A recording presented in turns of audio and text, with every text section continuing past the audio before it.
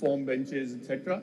And that was in turn subject to Article 177. What about the power under the Government of India Act 1935, which was the first constitution of Pakistan from 1947 through to 1956? How was the power there framed? In the 1935, I'll just read the exact. What is the section? Ji, sir. Read section 214. It is 2143.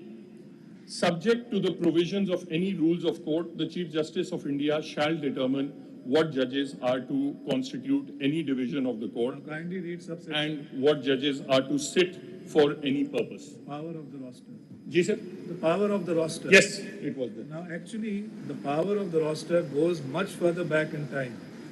Have you seen the Indian High Courts Act of 1861? No, sir.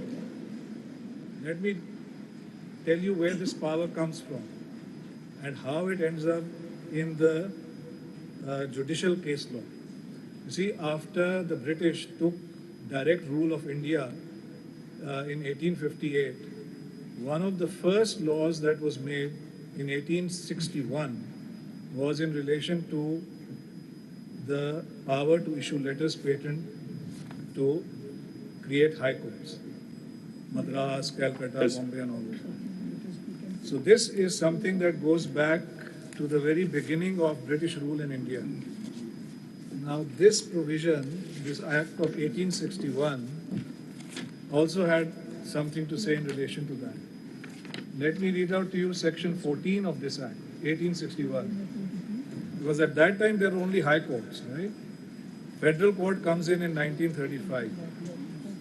The Chief Justice of each court shall from time to time determine what judge in each case shall sit alone and what judges of the court, whether with or without the Chief Justice, shall constitute the several division courts as aforesaid.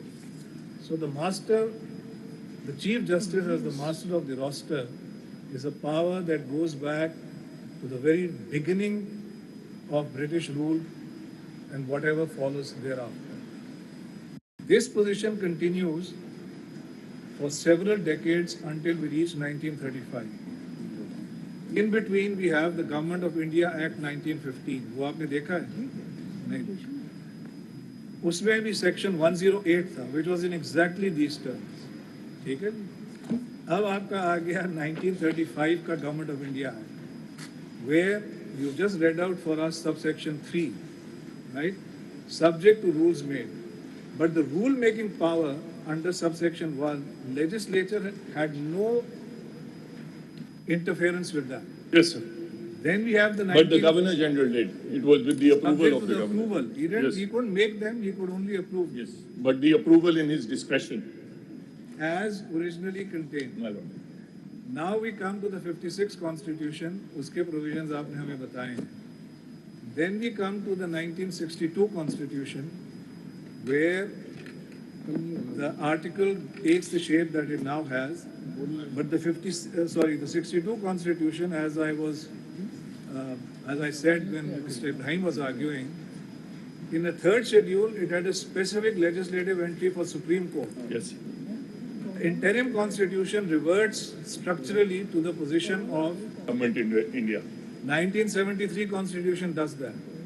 Now it seems to me that if you look at the grand sweep of constitutional history, starting from 1861 onwards, the 56th Constitution, which is perhaps the high water mark of legislative interference with matters relating to the power of the roster, out of those centuries-long period, this is a very narrow window, hardly a few years, right?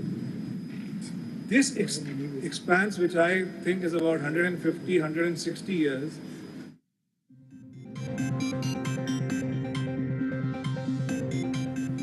निगरान वज़ीर-ए-आज़म अनवारुल हक काकड़ की ज़ेर सदारत वज़ारत मज़हबी उमूर का इजलास, वज़ारत की कारकर्दगी के हवाले से तफसीली ब्रीफिंग, हज के हवाले से इक़दामात और हज पॉलिसी 2024 की तैयारियों की पेशरफ से भी आगाह किया गया।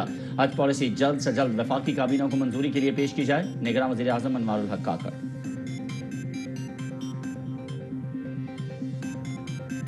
इकरा हुकूमत इंतखाबात के लिए तमाम मतलूबा वसाइल की फराहमी यकीनी बनाएगी। इलेक्शन कमीशन के अहकामात पर अमल दरामद